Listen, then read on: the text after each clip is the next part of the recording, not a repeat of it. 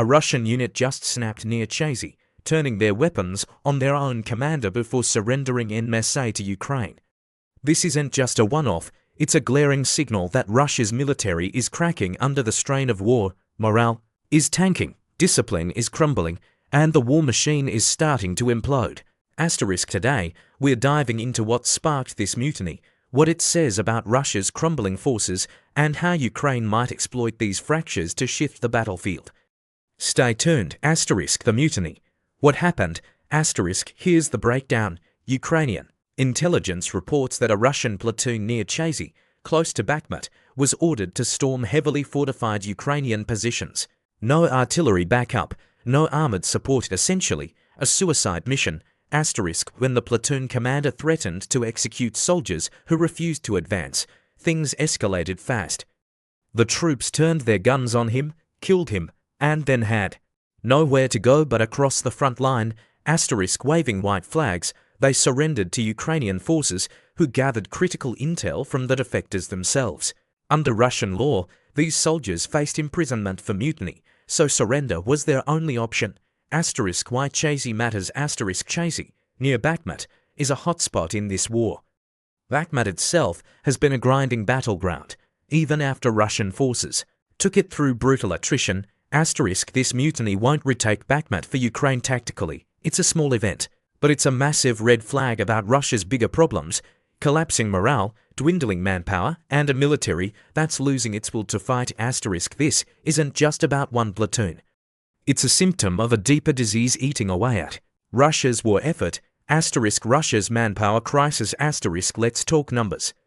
When the war began, Russia had about 900,000 active troops, with 100,000 to 160,000 near Ukraine. After initial setbacks, they deployed 190,000 more and ramped up recruitment. Fast forward to 2025, Russia's military is now around 1.1 million, with 660,000 in Ukraine. But here's the catch: they're replacing seasoned soldiers with barely trained recruits. Ukrainian estimates claim Russia hit 1 million casualties dead or wounded by June 2025. Even conservative US estimates put it at 750,000 by March. That's more losses than any Russian conflict since World War II. These losses force Russia to scrape the bottom of the barrel, conscripting untrained men and burning through resources at an unsustainable rate. The cost of attrition. Russia's grinding forward at a snail's pace, 50 meters a day in places like Kyiv. That's negligible progress for a catastrophic cost. The war's eating 40% of Russia's federal budget, bankrupting the economy while Western sanctions choke oil and gas revenue. Once 40% of government income. And it's not just money. Russia's losing officers at an alarming rate: 12 generals confirmed dead, plus over 5,000 officers by June 2025, per independent reports. This guts their command structure. Russia's centralized chaos. Russia's military doctrine is rigid. Orders come from the top, and soldiers are expected to obey without question, no matter the battlefield reality. This makes them predictable. Ukraine uses drones and real-time intel to exploit this, targeting officers to sow chaos. One dead officer can paralyze a unit. Training's another mess. Officers handle training, but standards vary wildly. Some recruits hit the front with just a week of prep, clueless about their missions. Ukraine's psychological edge. Ukraine's playing smart. Their I Want to Live campaign targets Russian troops with promises of humane treatment and asylum, contrasting Russia's brutal draft enforcement. They're also hitting Russia's weak spots, targeting marginalized ethnic groups who bear the brunt of conscription, with tailored messaging to erode loyalty. This worked before. In August 2024, Ukraine's Kursk incursion saw waves of Russian conscripts surrender, boosting Ukraine's morale and global support. Russia's unequal conscription. Russia's draft dodges Moscow and St. Petersburg, targeting poorer, rural areas and ethnic minorities. This shields the elite while draining marginalized regions. It's a deliberate choice. Keep the cities calm to sustain the propaganda that the war's going fine, but it's backfiring. Mutinies like Chazy show the resentment brewing. This uneven draft also starves Russia's economy. Poorer regions lose workers, while the middle class flees. Over 900,000 Russians left before 2024. Gutting industries like IT, foreign fighters, bigger problems, desperate for bodies. Russia's importing fighters from North Korea and Iran. In October 2024, 11,000 North Korean troops joined the Kursk counteroffensive. By January 2025, half were dead or wounded. Language barriers and mismatched training cause chaos.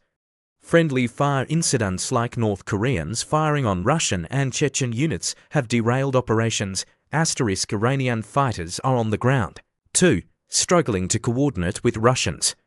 This patchwork army can't function effectively, and morale's in the gutter. The drone or advantage modern warfare favors Ukraine. Drones account for 70% of Russia's equipment losses in 2025. Soldiers aren't just fighting, they're dodging constant drone attacks. Russia's trying to outlast Ukraine with sheer numbers, even importing North Korean troops. But at 1,100 casualties a day, per Ukraine's estimates, this strategy's a death spiral. Economic collapse looms. Russia's economy is buckling.